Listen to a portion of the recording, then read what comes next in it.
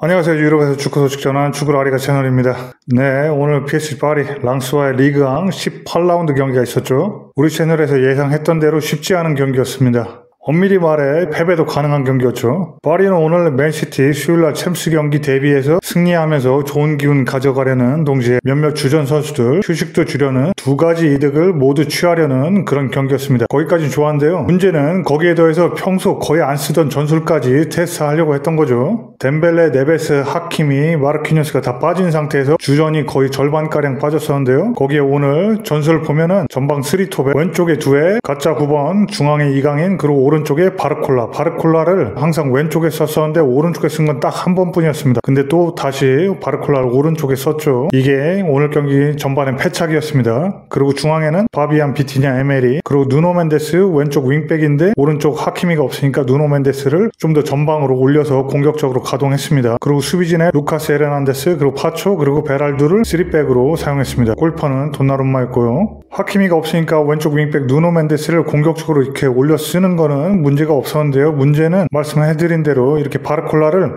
오른쪽 윙에 기용했다는 겁니다. 딱 한 차례 바르콜라를 오른쪽 윙에 썼었는데 그때도 경기력 안 좋았거든요. 근데 오늘도 오른쪽 윙에서 시작해서 왼쪽에 2회와 더불어서 양 윙이 모두 망하면서 끔찍한 전반을 보낸 파리였습니다. 랑스가 파리 상대로 항상 경기를 잘해왔고 오늘도 잘 대비를 해왔습니다. 하지만 그걸 감안해도 이번 시즌 리그왕에서 최악의 전반이 아니었나 싶은 그런 파리의 오늘 경기였고요. 실제 지표로도 전반전에 유효 슈팅 숫자나 여러 수치를 봐도 알겠지만 점유율을 거의 7대3이었는데도 쓸모없을 정도로 최악인 전반의 상황이었습니다. 전반에 1대0으로 끌려가며 전반을 마무리했는데요. 수비진의 실점을 제외하고도 공격진이 정말 2회와 바르콜라 매우 부진한 모습이었고요. 공격진에서 고군분투한 거는 이강인 선수가 유일했습니다. 이강인 선수가 계속 돌파를 하면서 랑스에게서 계속 파울을 얻어냈거든요.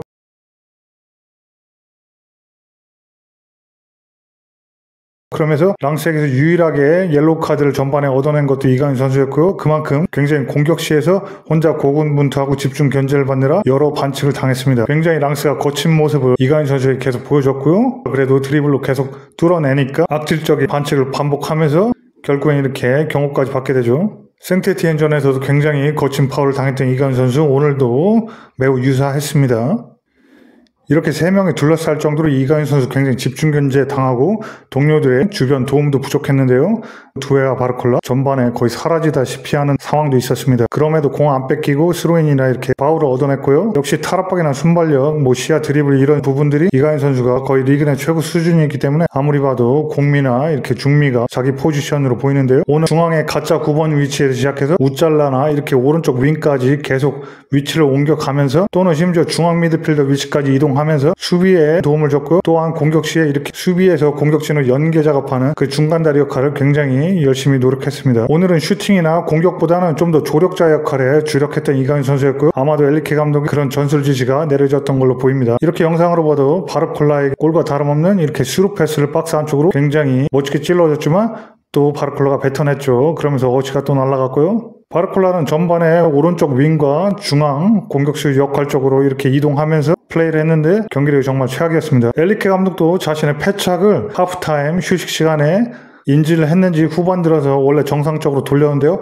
바르콜라가 원래 뛰던 왼쪽 윙으로 보내고 2회는 오른쪽 윙으로 또 보냅니다. 이렇게 전술적으로 평소에 안 쓰던 걸 가끔가다 쓰는 건 소위 말해서 감독들한테 명장병이 걸렸다고 하는데요. 좀 학자 스타일, 좀 연구를 많이 하는 감독들이 갖고 있는 고질병이기도 합니다. 연구를 많이 해서 그런지 약간 엉뚱한 전술을 가끔 쓸 때가 있습니다. 어제 영상에서 엘리케 감독 안타깝게도 딸의 그 슬픈 소식을 전하면서 저도 마음이 많이 안 좋았는데요. 오늘 또 이렇게 비판을 할 수밖에 없습니다. 또 객관적으로 봐야 될 부분은 객관적으로 또 봐야 될 부분이고 그게 프로페셔널의 숙명이기도 하죠. 전반에 만약에 바르콜라 오른쪽 그리고 2회 왼쪽을 썼던 이 양쪽 윙 그 전술이 먹혔다면 맨시티전 앞두고 과르디올라 감독의 머리를 좀 혼란스럽게 하고 분석적으로도 골치 아프게 만들 수 있었을 텐데 그런 혼선도 못 주고 그냥 버린 경기력의 전반전. 그래서 굉장히 자충수를 뒀다. 엘리케 감독이 굉장히 안 좋은 전략적 실착을 했다. 그렇게 보여지는 전반이었습니다. 후반 들어서 말씀드린 대로 왼쪽에 바르콜라 원래 위치로 돌리고 오른쪽에 2회 두면서 경기력이 살아나기 시작합니다.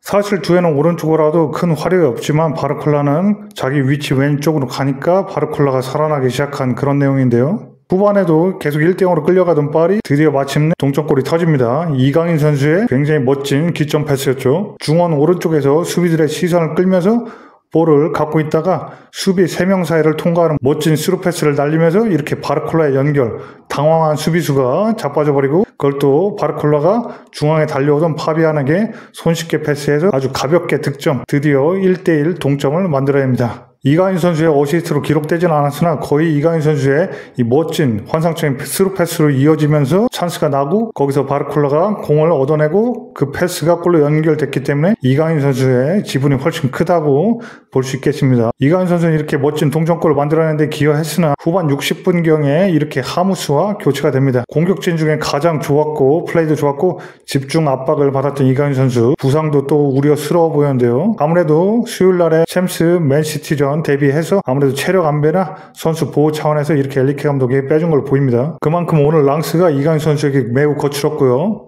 다른 선수들에게도 거칠었지만 특히 이강인 선수에게 굉장히 집중 견제가 들어갔습니다. PSG는 이렇게 계속 팽팽한 경기를 이어가다가 1대1로 경기가 끝나나 싶었는데 후반 6분 남기고 역습 상황에서 역전골이 터집니다. 네베시 선수가 이어받은 다음에 왼쪽에 바르콜라에게 잘 이어주고 그게 골로 연결이 되죠. 그러면서 2대1로 경기를 마치면서 극적으로 승리하면서 또 승점을 챙겨갔습니다. 그러면서 리강에서 1위 수성을 굉장히 탄탄하게 또 이어가게 됐죠. 네, 그럼 여기서 엘리케 감독의 인터뷰 한번 살펴보겠습니다.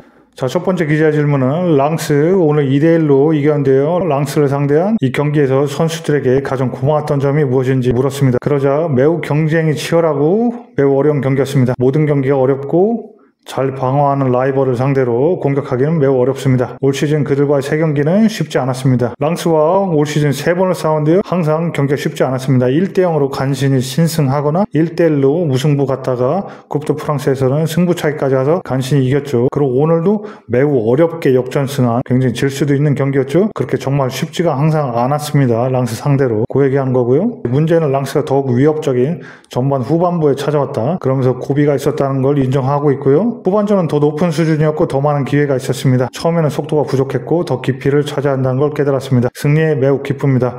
이러면서 엘리케 감독의 자기 패착은 얘기하지 않았지만 말씀드린 대로 이렇게 전반에 왼쪽에 두에 오른쪽에 바르콜라 했던 걸 이렇게 완전히 바꿔서 후반에 오른쪽 윙에 두에 놓고 바르콜라를 원래 위치였던 왼쪽 윙에 두면서 그렇게 파리의 경기력이 살아나기 시작했습니다. 그러니까 함부로 이렇게 전술이나 선수 포지션 변경하는 건 쉽게 하면 이렇게 안 됩니다. 스스로 자충수가 됩니다. 바르콜라에게 오른쪽 윙은 좀 버거워 보이는 그런 감이 확실히 있습니다. 아무리 엘리케 감독이 멀티 포지셔닝을 좋아해도요. 인터뷰를 계속 보면 많은 희망을 품고 있는 대회 챔피언스리그 수요일날 맨체스터와의 경기 준비하는데 좋은 역동성, 좋은 모멘텀을 갖고 있다. 그렇게 얘기했죠.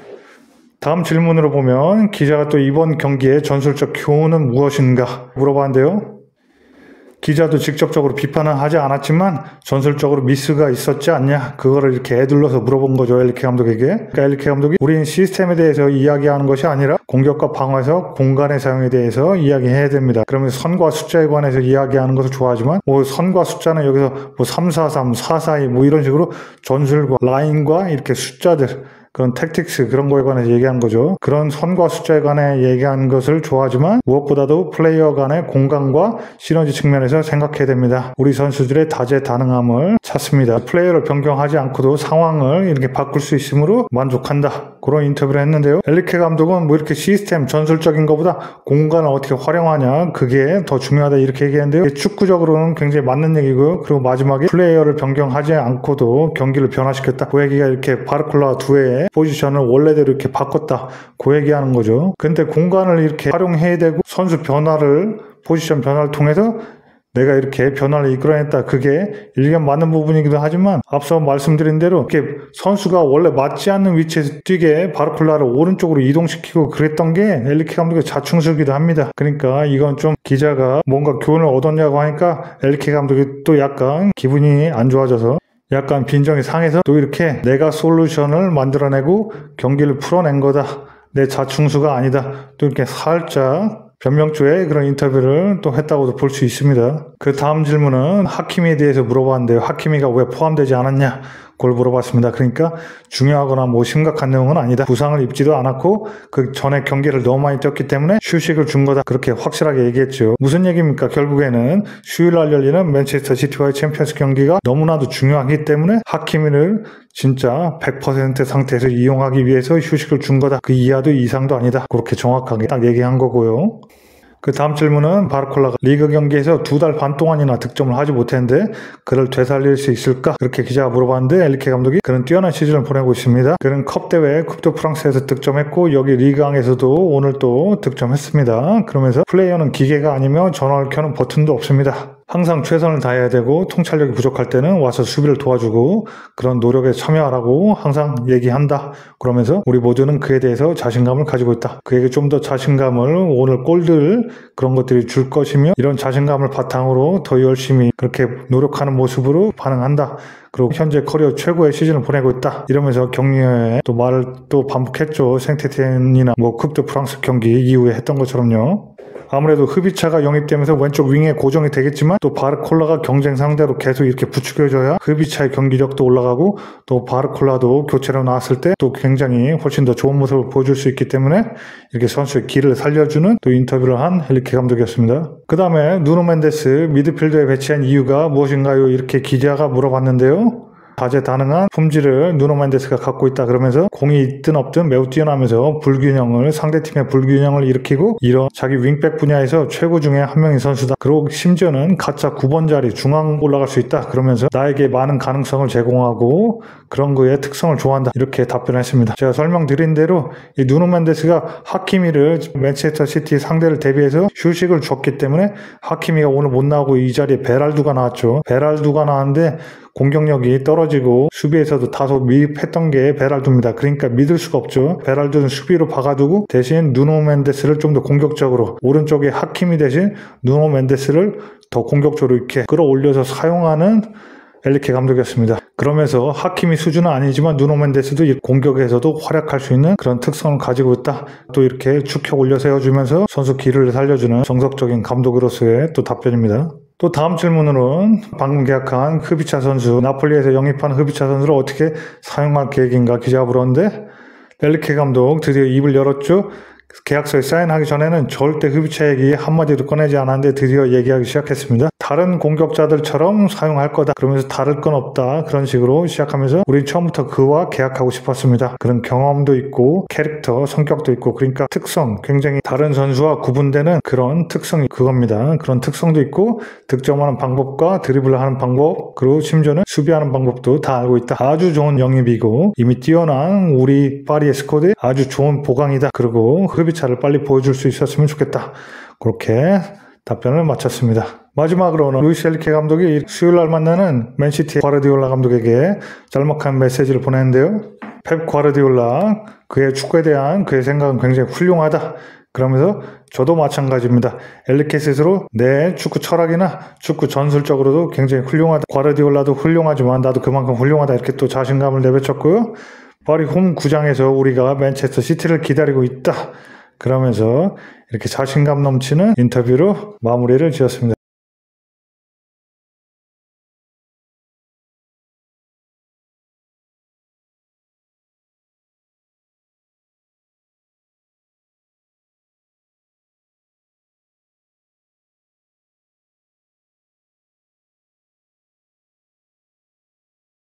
네, 이렇게 해서 굉장히 힘들지만 어려운 경기지만 랑스와의 18라운드 경기 파리가 또 승리 가져가면서 무패 행진을 이어갔습니다. 이제 파리는 현지 시각 수요일 밤 파리 홈에서 절체절명의 맨시티와의 진짜 단두대 매치가 있죠. 챔스 이번 시즌 파리 향배를 가를 제일 중요한 경기입니다. 벌써부터 흥미진진한데요. 파리는 정말 남은 며칠 굉장히 철저한 대비를 또 하고 회복 충분히 한 선수들 완벽하게 준비시켜서 경기에 또 임해야겠습니다. 네, 그러면 오늘 축구라리가 우리 영상은 오늘 이렇게 마치겠고요. 이야기가 흥미로우시면 구독, 좋아요, 공유 부탁드립니다. 특히 구독이요. 그럼 저희는 또 알차고 재밌는 소식 가지고 금방 또 찾아뵙겠습니다. 그럼 모두 안녕. 아살루에고.